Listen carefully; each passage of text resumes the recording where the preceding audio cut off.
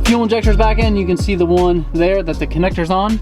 And I've been dumping coolant in every now and then. It seems like it just goes down and I come back and I can fill it more up and more up. Right now I'm cleaning out the top. So the colony of stink bugs has moved in, and I got the shop vac ready to clean out. So I'm gonna wipe this thing out.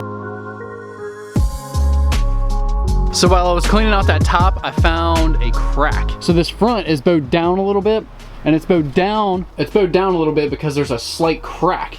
And there's also a crack over here as well. The crack is from the slight radius that this front rail has, and it's hitting each corner, and it's basically like forcing it up, and it just wasn't able to handle that, and it cracked them. And I think I'm gonna take this thing down, bring it in the garage, and I'm gonna fiberglass up the little cracks, which I really don't want to do right now because I got a bunch of other things I could be doing. But if I don't do this, them cracks may get bigger and it might leak. It hasn't leaked yet, and it didn't leak the whole time I was on the road. This thing is like so watertight, it's crazy.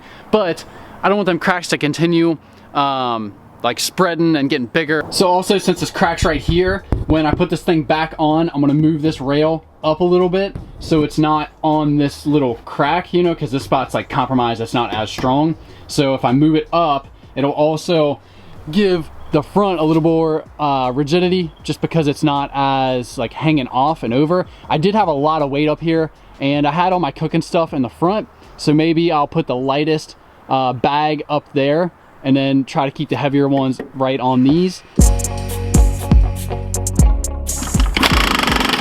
Oh shoot, the plug's in the back. That's why it's not starting.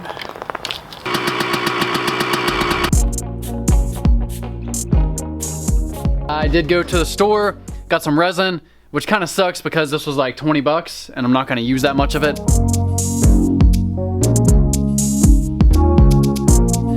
This thing is big and heavy. This thing is like, I was struggling.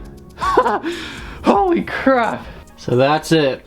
I'm gonna sand all this area and then put the mat down, put the resin on, and that should be pretty good, pretty solid. I'm definitely gonna go on one side and the other, and up here as close to this little brace as much as I can, just to beef up this whole area. Some of you guys may be thinking like, geez, this dude is going way too above and beyond.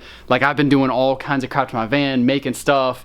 I mean, timing belt, water pump, coolant stuff, just all kind. Now this. So the thing is once I leave, once the van pulls out of the driveway, it's gonna be gone for a long time. I'm gonna fly back up here for Christmas momentarily, just to like hang out with the fam and stuff, especially since last year we didn't have like a legit Christmas because of coronavirus and all the other stuff. So it's been 2 years since I've seen a lot of people. So I'm definitely coming up for Christmas, but as soon as the van leaves the driveway, it's not coming back for months and thousands of miles. I got my passport stuff all figured out. I'm definitely gonna go down into Mexico. I'm definitely gonna go into Canada and explore the West Coast. It's gonna have a lot of miles on it. Go up to Alaska, like, it's gonna be insane. So I need to do everything that I can right now while I have all the tools and the space and, you know, a place to do it in. Because as soon as I leave, I mean, unless I do something over someone else's house or something, which kind of, like, I'll change my oil and do, you know, tire rotation, something simple. But when it comes to like custom stuff and like welding and, it's just, I can't do that everywhere. So I really got to make sure this thing's ready to go. Yeah, it's got to be right. It's got to be good. I know myself and I know the van, and I know this stuff has to be legit 100% and working order, and it has to be nice.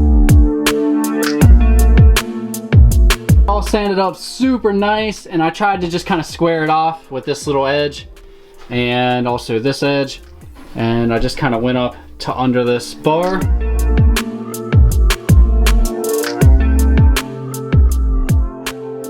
So here it is all fixed up, and the other side's still a little bit wet because it's kind of cold. So I think what I'm gonna do, the best thing to do is shut this. This thing's like kind of flimsy and it flops around. So if this is actually like latched, I think it'll dry in its natural state. So this panel is looking awesome.